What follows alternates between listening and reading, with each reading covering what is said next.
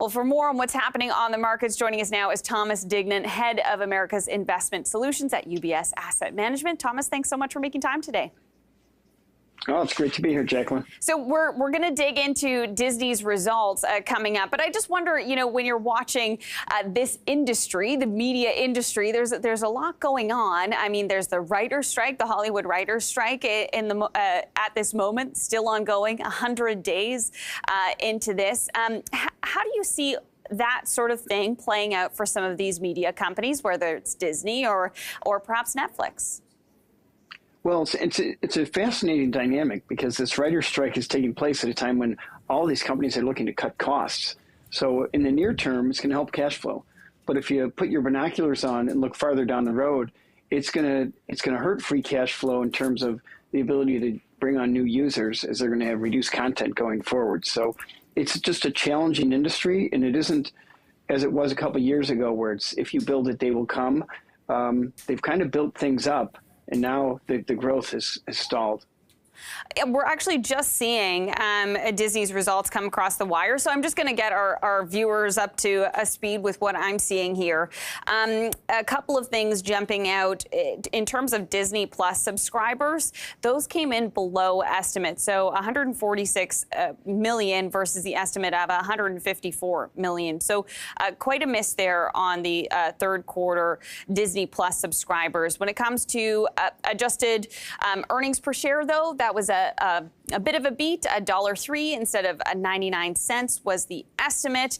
ESPN subscribers, those look to be mostly in line, just a touch below expectations. So, yeah, seeing a miss on those subscribers for Disney Plus, but a beat on the profit side of things. When we're looking at Hulu, because of course Disney has Hulu as well, that came in a hair below expectations for subscribers, as did live TV subscribers overall. When it comes to the parks and experiences, I'm not seeing the comparison there, so I'll skip that for the moment. But actually, on the parks and experiences side of things, when you think about entertainment and people getting out into the world, we're going to be talking more about Taylor Swift coming up a little bit later. But, where are people spending their money these days? And, where do you sort of see opportunity when it comes to that, whether it's, entertainment at, parks like Disney, or maybe not, or maybe on the entertainment side of things and,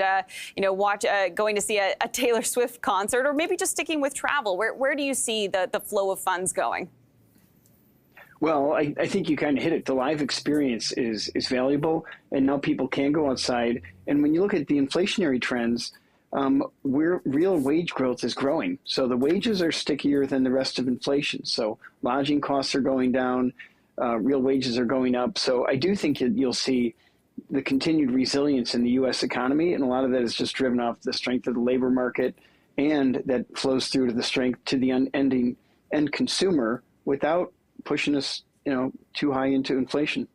We're going to get more into Disney coming up a little bit later. I wanted to just take a quick look at WeWork because those shares really tumbled today after the company warned about, concerns about the potential for having to consider bankruptcy in the future. What do you think about the fallout of WeWork? Is it a WeWork specific story, or is there more to it in terms of people not returning to an office, not returning to a co-working space like that? But, the commercial office space story, is it anything to do with that, or more to do with WeWork and its operations? Well, the commercial real estate market, the dynamic has changed, but I wouldn't take WeWork and extrapolate that across the entire market.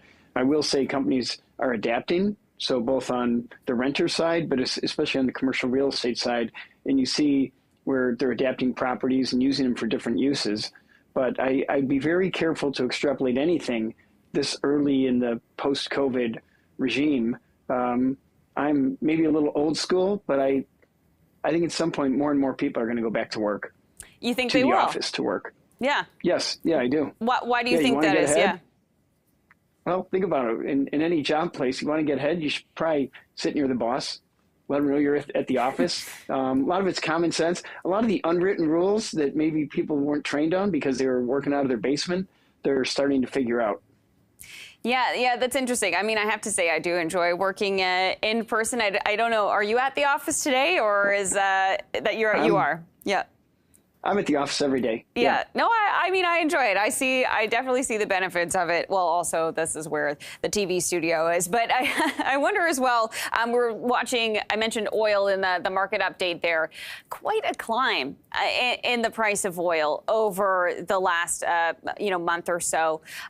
What do you make of what we're seeing there and the sort of forces at play?